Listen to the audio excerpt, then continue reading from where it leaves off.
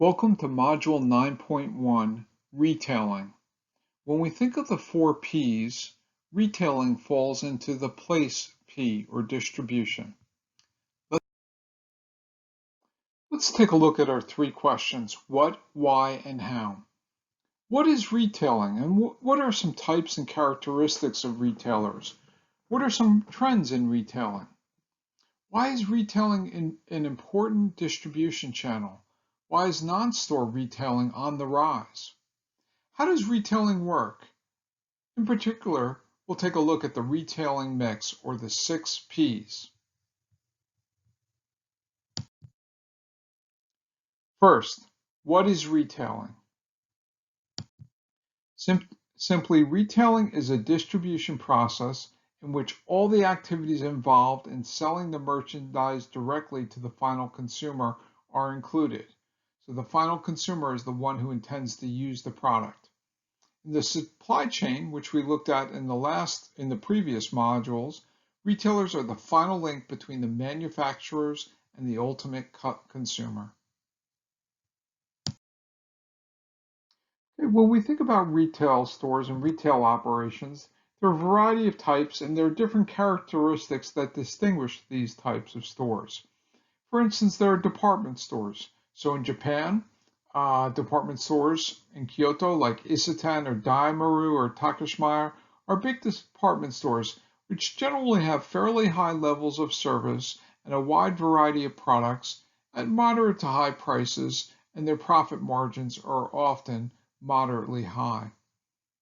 But there are a variety of different types of retailers, such as supermarkets, drugstores, convenience stores, which we have everywhere.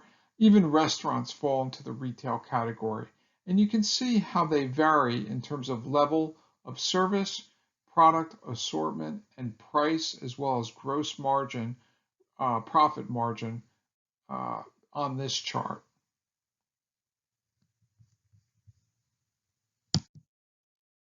So what are some trends that are developing in retail? Well, we talked a little bit about omni-channels, and retail channel omnification is a trend. That is the reduction of multiple retail channel systems into a single unified system for the purpose of creating efficiencies or saving costs. So in a moment, in the next module, we'll look at how marketing communications and promotion activities are becoming unified.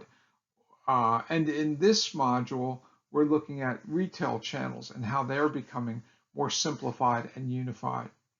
Another trend is click and collect, the practice of buying something online and then traveling to a physical store location to take delivery of the merchandise or to pick up the merchandise. Also, we're seeing robots are replacing or augmenting retail employees.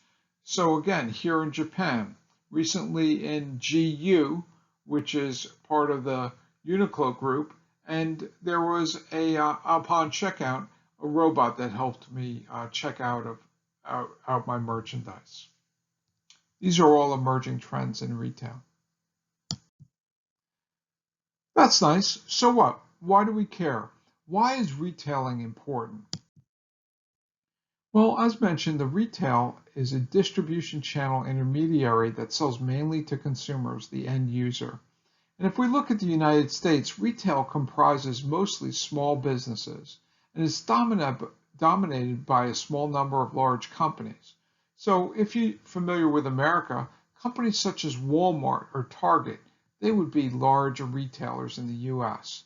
And approximately 66% of US gross domestic product comes from retail activity. So retailing is an important part of economic activity in the US and also around the world. Why is non-store retailing important? Well, it's on the rise. Non-store retailing is shopping without visiting a store. For example, here in Japan, there are vending machines on every corner. This is an example of non-store retailing, the use of machines to offer goods for sales. Also, self-service technologies, technological interfaces that allow customers to provide themselves with products and or services without the intervention of a service employee, right? We have retail banks and ATMs. Direct retailing, the selling of products by representatives who work door to door, office to office, or at home sale parties. These are examples of non-retailers, non-store retailers.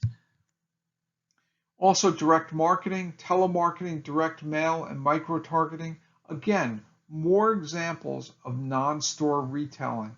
The actual physical retail space is becoming less important as retail grows in a variety of different ways.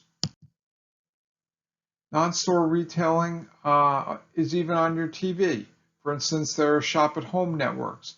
Obviously, e-tailing or e-commerce, online retailing, is growing. How many of you use Amazon? Perhaps use it on a regular basis. E-tailing is a type of shopping available to consumers with personal computers and mobile devices. We live in a sharing economy, and the way consumers are connecting is also changing the way people buy and sell products and services. And this digital marketplace and the sharing economy is only going to grow. So how does retailing work? Let's take a closer look. First, there's product assortment. Product assortment is based on the width and depth of product lines. Width is the assortment of products offered. Depth is the number of different brands offered within each assortment. We mentioned a department store earlier. They have a wide variety or a wide and deep product assortment. Price, gross margin.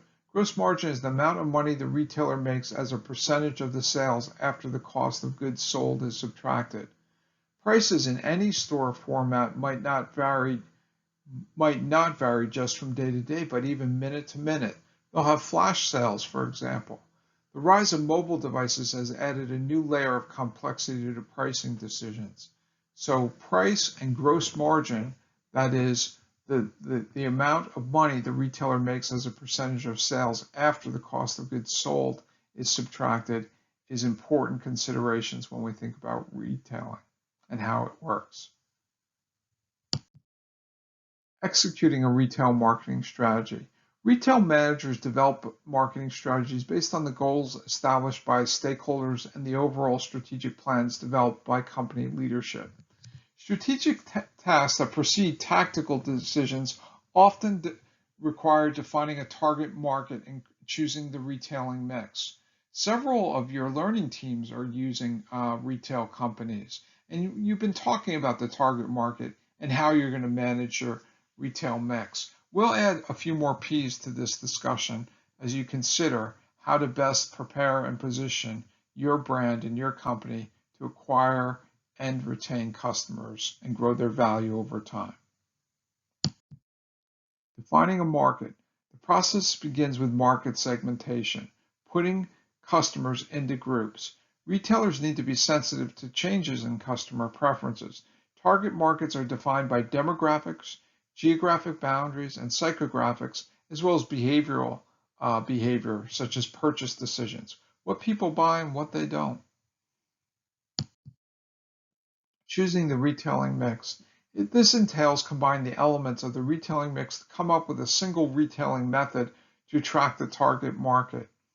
A combination of the 6 P's is product, promotion, place, price, presentation, and personnel. Managers must make sure that the positioning of the product or service is aligned with the target customer's expectations. We'll take a look now at these 6 P's to help you understand better how managers manage and choose the retailing mix. Here's a visual of the 6 P's. We mentioned product and the width and the depth of the product assortment. There's also place, the distribution, the location, and the hours. There's promotion, advertising, publicity, and public relations, as well as direct sales and sales promotions. We'll talk about promotion more in a moment when we talk about integrated marketing communications. And of course, there's price. But unique to retailers is this notion of presentation and also personnel. Presentation may focuses more on the store layout and design and the feel or atmosphere. Personnel is that customer service component and personal selling piece. Both those elements are critical in retail situations, are important in the retail mix. So let's start first with product. The product is the first element in the retailing mix and also called the product assortment or the merchandise mix. Many online retailers purposely focus on single product line or niches that could never attract enough foot traffic to support a traditional brick and mortar store, but because they're online in a virtual store, it makes sense. Product. Promotion. Promotion strategy includes the advertising, the public relations and publicity, and the sales promotion. One of the challenges with promotion is brand cannibalization. The reduction of sales for one brand as the result of the introduction of a new product or promotion of a current product by another brand. These are all things to consider. Place. Place considers factors while choosing a location. That is it a growing location? What is the economic growth potential? What is the level of competition and geography? Given the location, what are the strengths and weaknesses of that location? Some stores are designed as destination stores, a store that consumers purposely plan to visit prior to shopping. Place. Now price. Ultimate goal is to sell products to consumers at the right price, and that's critical to sales. Based on the cost of merchandise, so an essential part of pricing is efficient and timely buying. Value-based pricing focuses on the value of the product to the customer. Price is a key element in a retail store's positioning strategy, and we'll talk more about that in the future.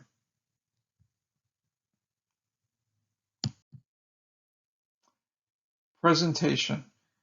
Atmosphere. The overall impression conveyed by a store's physical layout and decor and surroundings could be how many employees, the type and density, the merchandise type and density, the furniture and fixture type and density, even sounds, odors, and visual factors all influence the atmosphere for retail settings. Layout. The internal design and configuration of a store's fixtures and products is important because it impacts the customer experience and the customer flow. Personnel. Personnel. Salespeople are trained in the following selling techniques. Trading up, that is selling up or upselling, persuading customers to buy a higher priced item than they originally intended to buy, and also suggestive selling, seeking to broaden customers' original purchases with related items. We've been talking mostly about department stores and storefronts, but even if you think about restaurants, have you ever had the waiter or waitress ask if you'd like dessert or suggest a dessert for this evening or coffee or even a glass of wine? Those are all ways to help persuade customers to buy a higher priced item or suggestive selling in terms of what they might want to add to their meal to complement their dining experience. Sales personnel provide their customers with the amount of service prescribed by the retail strategy of the store. Some retail stores have a lot of salespeople. Some don't have any. Some have a mix of salespeople. It all depends on what the service expectations are for the customer and designing that in-store service experience and your personnel appropriately. Okay. I'd like to recap now and give you a brief preview of what's ahead in the next module. Again, we've been focusing on place and what is retailing. We looked at some of the types and characteristics of retailers as well as trends happening in the retail marketplace. We considered why retailing is an important distribution channel and why even non-store retailing is growing and on the rise. We finished up with thinking about how does retailing work and the retailing mix, or 6 Ps.